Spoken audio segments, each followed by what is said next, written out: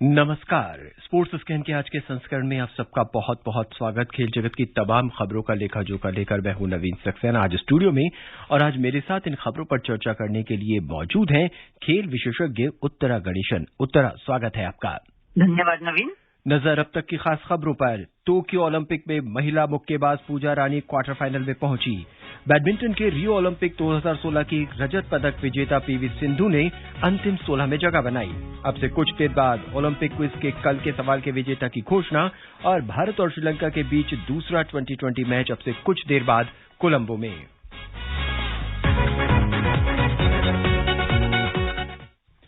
Tokyo Olympic में आज का दिन भारतीय खिलाड़ियों के लिए जीत लेकर आया, और खासकर बात करें महिला खिलाड़ियों की तो उन्होंने आज जबरदस्त दमखम दिखाया और अपने अपने वर्ग के मुकाबले जीते। महिला मुक्केबाजी में पूजा रानी क्वार्टर फाइनल में पहुंच गई हैं। सुनते हैं आज दिन भर हुए खेलों पर ये रिपोर्ट अतहर की।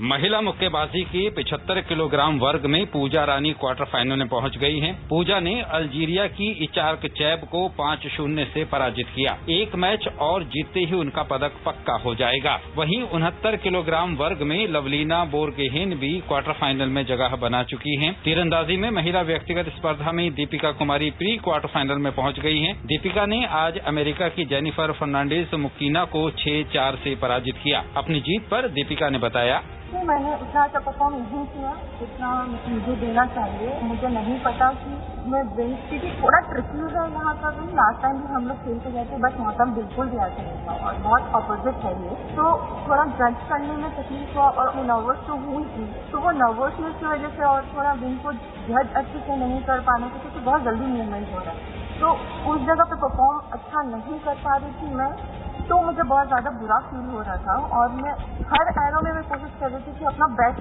शॉट लूँ और वो स्पीड लगे, बट मुझे ऐसा लगा मैंने शॉट बहुत अच्छा मारा, बट वही कोशिश कर रही हूँ हर बार, क्योंकि सब मैच ऐसे ही जा रहे हैं। मैं कोशिश कर रही थी इसी में मैं अपने आप को और स्ट्रॉन्ग और कॉन्फिडेंस के साथ अपना बेस्ट दे सकूँ। उधर पुरुषों की व्यक्तिगत स्पर्धा में प्रवीण जाधव और तरुणदीप राय अपने अपने मुकाबले हारकर प्रतियोगिता से बाहर हो गए हैं। महिला हॉकी के पूल ए में मौजूदा चैंपियन ब्रिटेन ने भारत को 4-1 से हरा दिया। भारतीय टीम के क्वार्टर फाइनल में पहुंचने की उम्मीद अब भी बाकी है। भारत के अगले मैच आयरलैंड और दक्षिण अफ्रीका के साथ होंगे। नौकायन की लाइट वेट पुरुष डबल्स स्कल्स स्पर्धा में अर्जुन लाल जाट और अरविंद सिंह की भारतीय जोड़ी फाइनल में जगह बनाने में चूक गई। दूसरे सेमीफाइनल में भारतीय जोड़ी 6ठे स्थान पर रही। Athar Saeed, sports scan. उत्तरा, आज का दिन महिला खिलाड़ियों के नाम रहा, और अगर मुक्केबाजी की बात करें तो आज दिन भर का लगभग सबसे अंतिम मुकाबला जो था वो यही रहा। लेकिन जिस तरह से पूजा ने अपनी बाउट खेली, उसे लगता है कि अब शायद एक पदक तो और हम हासिल कर सकते हैं। उत्तरा, बिल्कुल, पूजा के पास जिस तरह का एक्सपीरियंस है, बिल्कुल एक्सपेक्ट किया जा रहा था कि उनके लिए आसान होगा एटलीस्ट अपना पहला बाउट, और उन्होंने वो दिखाया भी। पूरी तरह से उन्होंने डोमिनेट किया, यूनानिमस डिसीजन था उनका, और कहीं से कोई सामने से कंपटीशन दिख नहीं रहा था।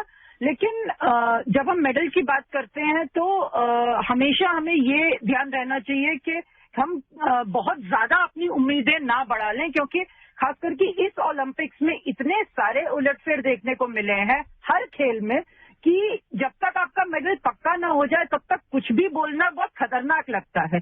खास करके जब हम ये सोचें कि अगला मुकाबला उनका फॉर्मर वर्ल्ड चैंपियन से है, जिससे वो अपने पिछले दोनों बाउट हारी हैं, जिसमें से सेकंड वाला पिछले ही साल हुआ है जो एशियन क्वालिफायर्स थे। तो आसान बिल्कुल नहीं होगा उनके लिए अगला बाउट।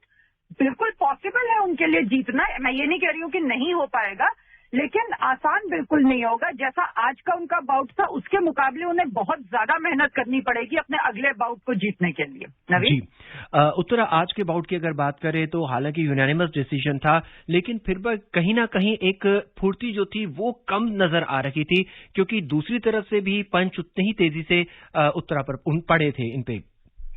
लेकिन आप तो जब पता होता है कि आपके सामने वाला खिलाड़ी में कितना उसकी कितनी काबिलियत है, क्योंकि आप सबने सबके वीडियोस देखे होते हैं, आपको एक आइडिया होता है। और जो उनके सामने थी वो उतनी एक्सपीरियंस नहीं थी, वो सिर्फ 3 या 4 साल से बॉक्सिंग कर रही हैं। तो उस हिसाब से पूजा को शायद बहुत ज्यादा मेहनत करने की जरूरत भी नहीं थी आज के बाउट में। और क्यों कोई भी खिलाड़ी पहले राउंड में अपना बेस्ट दिखाने की कोशिश करे जब उसे है कि वो अपने 50% या 60% पे भी बहुत आसानी से जीत सकता है। अपनी एनर्जी, अपनी स्ट्रेटेजी को अगर आप अपने अगले ओपोनेंट के लिए बचा के रखें तो वो हमेशा बेटर होता है, क्योंकि ओलंपिक्स ऐसी जगह है जहाँ पे आपको लगता है कि हर बाउट में कुछ, हर खेल के हर राउंड में कुछ ना कुछ नया निकल के आता है। तो जब जरूरत ना हो तो अपना 100% उस तरह से देने की जरूरत थी भी नहीं आज पूजा को। जी उत्तरा 3-3 मिनट के 3 राउंड, 4 साल इसके लिए कोशिश की जाती है। अब जो है पूजा को टेक्निकली कहाँ पे अपनी दावेदारी दिखानी पड़ेगी और कितनी उनको और शार्पनेस तरीके से अगला बाउट खेलना पड़ेगा? देखिए, जहां तक उनके ओपोनेंट की बात है, ली जियान की, जो चाइना की है, वो बहुत डिसेप्टिव है। आपको लगता है कि उनका नहीं पड़ेगा या वो उस तरह से उनका गार्ड नहीं है तो बहुत इजीली आपको पॉइंट्स मिल जाएंगे, लेकिन वो बहुत टेक्निकल और टैक्टिकल प्लेयर हैं। तो आपको बहुत संभल के उनके साथ रहना होगा और इस गलती को करना शायद बहुत खतरनाक होगा पूजा के लिए, कि आप ये सोचें कि आपके सामने वाला हमेशा अपने मुंह के आगे हाथ नहीं रखता तो आपको आसानी से पॉइंट मिलेंगे। ओपन गार्ड जो खेलता है वो वही बॉक्सर कर सकता है जो बहुत कॉन्फिडेंट है अपने अटैक को लेके और सामने वाले के अटैक को अवॉइड करने को लेके। तो उस चीज को लेके आपको हमेशा सतर्क रहना चाहिए। सामने से जब डिसेप्टिव पंचेस आते हैं, खास करके लेफ्ट से, तो आपको नहीं समझ आता। जब आप बहुत अटैकिंग होते हैं तो कहीं ना कहीं आप अपने डिफेंस में छेद छोड़ देते हैं और उस चीज पे इनको बिल्कुल ध्यान रखने की जरूरत है पूजा को। जी, और लवलीना बोरगोहेन भी क्वार्टर फाइनल में पहुंच चुकी है 69 किलोग्राम में। बहुत संक्षेप में कैसा रहेगा अब उनका खेल और उनकी बाउट? उनके लिए भी थोड़ा सा मुश्किल रहेगा क्योंकि उनका पहला बाउट भी बहुत आसान नहीं था। वो जीती जरूर थी लेकिन उतनी आसानी से नहीं जीती थी जितनी कि उनको शायद उम्मीद रही होगी। तो मुझे लगता है कि वो एक वेकअप कॉल रहा होगा उनके लिए और वो जरूर अगले बाउट के लिए थोड़ा ज्यादा प्रिपेयर होके जाएंगे। जी, उत्तरा तीरंदाजी की बात करें तो हालांकि अमेरिका के जेनिफर फर्नांडिस को 6-4 से पराजित किया, लेकिन दीपिका के भी आज जो तीर थे उनमें से कुछ ऐसे थे जो कि 6 पे लगे और फिर उसके बाद हालांकि वो संभल गई थी। अगले मुकाबले में बहुत तेज तर्रार तरीके से उनको खेलना होगा। बिल्कुल, हालांकि इस बार हम लोग हमेशा कहते हैं कि हमारे जो तीरंदाज हैं वो नॉर्मली हवा की बात करते हैं, कंडीशंस की बात करते हैं और ओलंपिक्स में लगातार इसीलिए मेडल नहीं आते, लेकिन आज वहां पे वाकई हवा बहुत थी। और सिर्फ दीपिका का ही नहीं, अगर आप उनके पहले और बाद के भी मुकाबले उस टाइम के देखें तो लगातार 6-7, 6-7, 8 ऐसे ही स्कोर्स लग रहे थे क्योंकि वाकई वहां हवा बहुत थी। उसके बावजूद उन्होंने अपने आप को संभाला और उन्होंने जिस तरह से कंट्रोल किया गेम को, वो बहुत अच्छी बात थी। उनको इस बात का फायदा भी था कि उनके पास इतना एक्सपीरियंस था। उनके साथ जो खेल रही थी यूएसए की, वो सिर्फ 18 साल की हैं, अपने पहले ओलंपिक्स में है, तो उस तरह का उनके पास एक्सपीरियंस नहीं है। लेकिन यहाँ से आगे और मुश्किल ही होगा, आसान नहीं होगा। और दीपिका का जिस तरह से मिक्स टीम में प्रदर्शन रहा है और जिस तरह से उनके रैंकिंग राउंड में प्रदर्शन रहा है, उनको थोड़ा सा और कंसंट्रेशन और फोकस और अपना टारगेट इंप्रूव करने की बिल्कुल जरूरत है। क्योंकि आप इस लेवल पे शायद आप 8 जीत गए वहां पे, लेकिन 6, 8 या 9 के साथ भी शायद आप नहीं जीत पाए। उनको अपने टेंस बढ़ाने ही होंगे। उन्होंने मिक्स डबल्स में जो हुआ था इवेंट, उसमें एक भी उनका 10 नहीं लगा था। तो ये कहीं ना कहीं उनके दिमाग में जरूर चल रही होगी। उनको अपने टेंस बढ़ाने पड़ेंगे क्योंकि यहाँ से आगे मुकाबला और मुश्किल ही होता जाएगा। जी, उत्तरा अगर पुरुषों की बात करें तो प्रवीण जाधव आज सुबह जब उन्होंने मैच खेला बहुत ही अच्छा परफॉर्मेंस था, लेकिन अगले मैच में फिर उनके तीर गड़बड़ा गए और फिर वही हर्ष हुआ और वो बाहर हो गए। उत्तरा देखिए, प्रवीण का कहीं ना कहीं मैं कहूंगी कि जहाँ पे उसमें एक लेवल पर जब हम कहते हैं कि किस्मत की बात होती है तो वो भी बहुत बड़ी बात है, क्योंकि जो पहला उनका मुकाबला था वो वर्ल्ड नंबर 2 के साथ था जो रशियन थे। हालांकि उन्होंने बहुत अच्छा खेला और उनको बहुत क्लियरली 6-0 हरा दिया था, लेकिन जब उसके अगला मुकाबला आपका वर्ल्ड नंबर 1 के साथ है तो इतना आसान नहीं होता जब आप उस लेवल पे खेलते हैं। तो अब इतने एक्सपीरियंस और हाई रैंक प्लेयर के साथ खेलना लगातार और 1 घंटे के अंदर, जैसा मैंने कहा कंडीशंस बहुत अच्छी नहीं थी वहां पे, लेकिन उसके बावजूद जिस तरह से उन्होंने खेला, हो सकता है कहीं ना कहीं वो नर्वस हों और नर्वसनेस उनका होना बनता भी था क्योंकि लगातार वो बहुत अच्छा कर रहे थे। शायद जो उनका मैच था 1/16 के एलिमिनेशन का जो वो हारे आज, वो उनका सबसे कमजोर प्रदर्शन रहा है मेरे हिसाब से इस पूरे ओलंपिक्स में, क्योंकि जब वो टीम इवेंट में खेल रहे थे, जो उन्होंने रैंकिंग राउंड में खेला था, जो उन्होंने मिक्स्ड इवेंट में खेला था, उन सब में वो बेस्ट परफॉर्मर थे। रैंकिंग राउंड में वो बेस्ट मेल परफॉर्मर थे। टीम इवेंट में उनके शायद मेरे ख्याल से ज्यादातर तीर 10 पे लगे थे जब मेंस टीम इवेंट हो रही थी। जो मिक्स्ड इवेंट था उसमें भी उनके 4 या 5 10 थे जब दीपिका नहीं मार पा रही थी। तो कहीं ना कहीं मुझे लगता है वो एक्सपीरियंस और स्टेज और नर्वसनेस ने उनको जरूर अफेक्ट किया होगा उस चीज के लिए।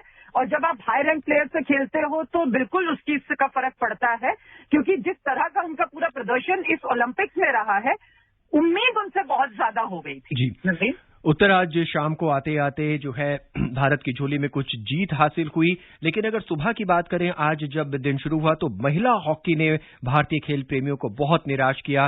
ब्रिटेन से हमें करारी हार 4-1 से मिली और अब जो है उम्मीदें हैं जो भारत की, अब वो आयरलैंड और दक्षिण अफ्रीका के साथ जो होने वाले मैच है उनके साथ होगी। क्या कहेंगी? डिसअपॉइंटिंग है, हालांकि ये उम्मीद करना कि बहुत आसानी से जीत सकते थे थोड़ा गलत होगा, क्योंकि अभी तक इंडिया के जितने भी 3 मैच हुए हैं वो तीनों हायर रैंक टीम्स के साथ हुए हैं। बहुत एक्सपीरियंस टीम्स हैं तीनों की तीनों, और तीनों पिछले रियो ओलंपिक्स के मेडलिस्ट हैं। तो गोल्ड, सिल्वर, ब्रॉन्ज जो है वो इन्हीं टीम के पास था, जर्मनी, ब्रिटेन और हॉलैंड। तो आसान नहीं होता उस लेवल पे खेलना, और नॉर्मली और शेड्यूल से भी फर्क पड़ता है। जब आप एक हल्की टीम के साथ शुरू करते हैं और जीत जाते हैं तो आपके कॉन्फिडेंस लेवल पे फर्क पड़ता है। जब आपके 3 बैक टू बैक इतने मुश्किल मुकाबले रहे हों तो कहीं ना कहीं आपके कॉन्फिडेंस पे भी असर पड़ता है। हालांकि आज का मैच वाकई बहुत डिसअपॉइंटिंग था, और वो इसलिए भी डिसअपॉइंटिंग था क्योंकि जिस तरह से पिछले 2 मैच लड़कियां खेली हैं तो उसके हिसाब से गेम उनका आज वो नहीं था। मैं ये नहीं कह रही हूँ कि हार, अगर अच्छा खेल के आप हारते हो तो वो एक्सेप्टेबल होती है चीज, लेकिन जब आप अच्छा खेल के हारते हो तो आपको उतना दुख कम होता है, क्योंकि आपको लगता है आपने अपना एटलीस्ट बेस्ट दिया था। और पिछले दोनों मैच में हमें लगा कि लड़कियों ने बहुत अच्छा परफॉर्म किया था, चाहे रिजल्ट उनके फेवर में ना हो।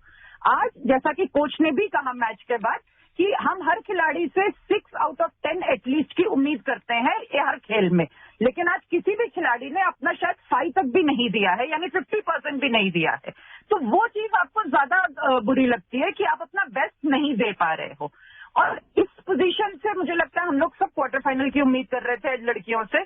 उम्मीद अभी भी बाकी है, लेकिन अब वो इनके हाथ से निकल गई है सिचुएशन। अगर ये अपने दोनों मैच जीत भी जाते हैं तो भी इनको बाकी टीमों की परफॉर्मेंस और उनके रिजल्ट्स पे नजर रखनी होगी कि वो किस तरह से खेलते हैं। और वो सिचुएशन किसी भी टीम या खिलाड़ी के लिए बहुत खराब होती है जब आपका फ्यूचर या आपकी जो किस्मत है वो किसी और टीम के हाथ में हो। जी, टोक्यो ओलंपिक में अब बात बैडमिंटन की। बैडमिंटन के महिला सिंगल्स में PV Sindhu pre quarter final में पहुंच गई हैं। वहीं पुरुष सिंगल्स में बी साई प्रणीत नीदरलैंड के मार्क काल्जोव से हार गए हैं। सुनते हैं मुकेश की रिपोर्ट।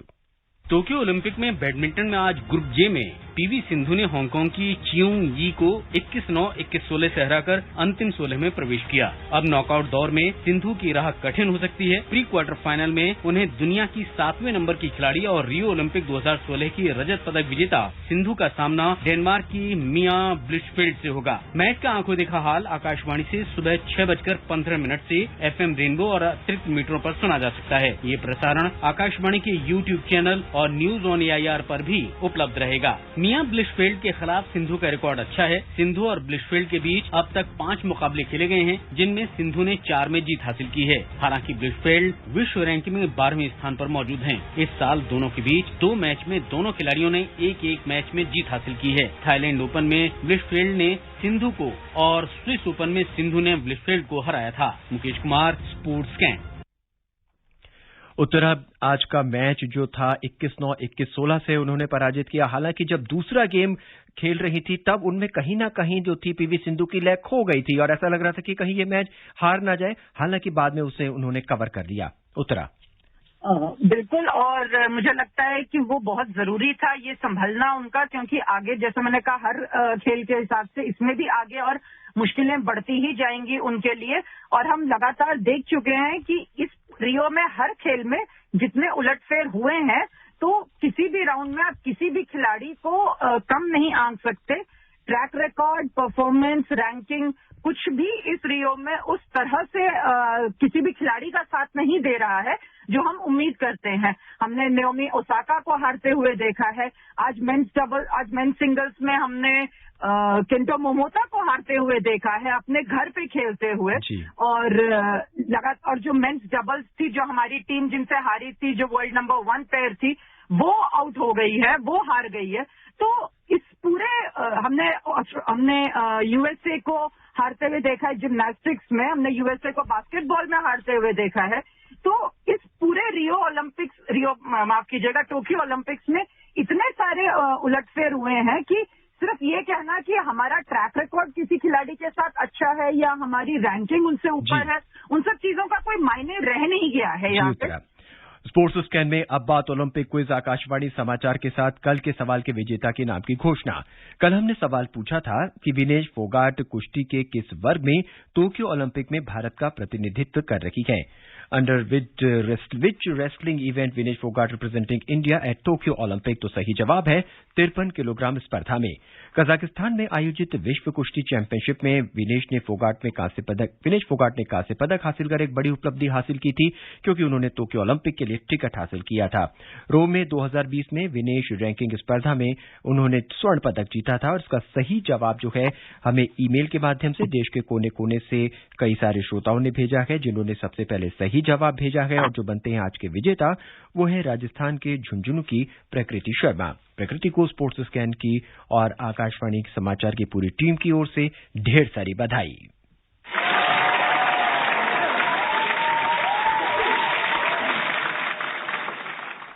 आकाशवाणी समाचार से बातचीत में प्रकृति ने ओलंपिक क्विज के विजेता बनने पर आकाशवाणी समाचार का आभार व्यक्त किया और टोक्यो ओलंपिक में बेहतर प्रदर्शन के लिए खिलाड़ियों को शुभकामनाएं दी। ऑल इंडिया रेडियो के सभी श्रोताओं को नमस्कार। मुझे आज स्पोर्ट्स स्कैन ओलंपिक क्विज प्रतियोगिता का विजेता बनके बहुत ज्यादा अच्छा लग रहा है। मैं स्पोर्ट्स स्कैन प्रोग्राम रोज सुनती हूँ और मैं इसके ओलंपिक क्विज में भी पार्टिसिपेट करती थी। आज उसका विजेता बनके मुझे बहुत ज्यादा अच्छा लग रहा है। मुझे ऐसा लग रहा है जैसे मैंने ओलंपिक में मेडल जीत लिया हो। और इसके लिए मैं स्पोर्ट्स स्कैन की टीम और ऑल इंडिया रेडियो की पूरी टीम का हार्दिक आभार व्यक्त करना चाहती हूँ। और मैं टोक्यो ओलंपिक 2020 के भारत के सभी खिलाड़ियों को बहुत बहुत ज्यादा शुभकामनाएं देना चाहती हूँ और मुझे पूरी उम्मीद है कि वो हमेशा से ज्यादा अच्छा प्रदर्शन करेंगे। Cheers for India. उत्तर, आप हमारे विजेता के लिए क्या कहना चाहेंगी? मैं तो बस यही कहूंगी कि अगर इस तरह के श्रोता रहेंगे और इस तरह के सपोर्टर्स रहेंगे तो टोक्यो इसके आगे जितने भी ओलंपिक्स है, जितने भी टूर्नामेंट होंगे, उसमें अच्छा ही प्रदर्शन रहेगा भारत का। और बहुत सख्त जरूरत है ऐसे सपोर्टर्स की जो आपको खेलों के लिए सपोर्ट करें और भारत में खेल बढ़े और उसकी पॉपुलैरिटी बढ़े, उसके लिए ऐसे लोगों का होना बहुत जरूरी है, जुड़ना खेलों के साथ। उत्तर, अब वक्त हमें इजाजत नहीं दे रहा है। आप हमसे बात करने के लिए और अपनी विशेष राय रखने के लिए और खासकर ओलंपिक पे आपका बहुत बहुत धन्यवाद। धन्यवाद नवीन। अब बात करते हैं ओलंपिक क्विज के आज के सवाल की। ओलंपिक क्विज आकाशवाणी के साथ के हमारा आज का सवाल है, मुक्केबाज मैरी कॉम ने टोक्यो ओलंपिक 2020 से पहले कितने ओलंपिक में भारत का प्रतिनिधित्व किया है? मुक्केबाज मैरी कॉम ने टोक्यो ओलंपिक 2020 से पहले कितने ओलंपिक में भारत का प्रतिनिधित्व किया है? ये है हमारा आज का सवाल। आप अपने जवाब हमें ईमेल कर सकते हैं। पता है airsportsscan@gmail.com। सवाल एक बार फिर सुन लीजिए। Indian boxer Mary Kom has represented India in how many Olympics before Tokyo Olympics 2020। आज के इस अंक में बस इतना ही। चलते चलते हम एक बार फिर आपको बता देते हैं कि टोक्यो ओलंपिक में महिला मुक्केबाज पूजा रानी क्वार्टर फाइनल में पहुंच चुकी है। बैडमिंटन में रियो ओलंपिक 2016 की रजत पदक विजेता पीवी सिंधु ने अंतिम 16 में जगह बना ली है। और भारत और श्रीलंका के बीच दूसरा 2020 मैच अब से कुछ देर बाद कोलंबो में खेला जाएगा। और खबर यह है कि श्रीलंका ने टॉस जीतकर पहले गेंदबाजी करने का फैसला किया है। बहरहाल आज के इस अंक में बस इतना ही। मुझे यानी नवीन को दें इजाजत। नमस्कार।